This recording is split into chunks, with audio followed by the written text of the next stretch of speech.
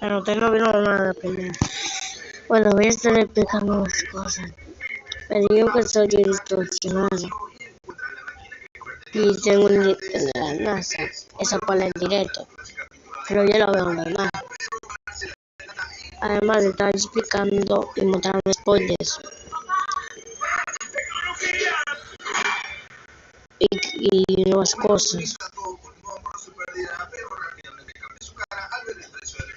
Pero nunca, pero nunca, pero nunca, pero nunca.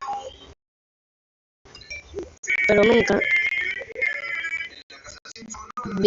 no puedo ver mis directos, o sea, este en vivo no lo puedo ver ahora mismo, no lo puedo ver ahora mismo, y por eso quiero que me expliquen qué pasaba con el servicio en vivo. Y espérate, ¿y por qué tiene esa foto de perfil? What the fuck? Yo no puse esa foto de perfil. Bueno, que se quede con la foto de perfil. Bueno, como decía, que quiero no se ve mi directo. Por favor, quiero saber qué pasa. Quiero no se ve mi directo. Por favor, quiero saber qué pasa. Vamos, Jolly.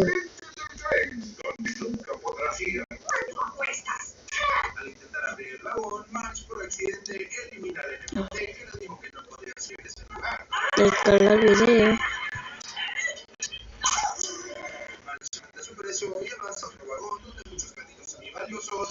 Y sí, vi y sí, y de verdad se oye distorsionado.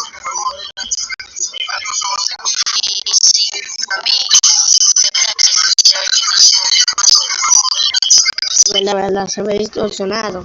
Es la única aplicación que yo tengo para grabar la pantalla mientras estoy en directo. La verdad, se ve distorsionado. Es la única aplicación que yo tengo para grabar la pantalla mientras estoy en directo. La verdad, se ve distorsionado. Bueno, por favor, Farfita, XD, no va la papa. Por favor, dime si en verdad se oye distorsionado.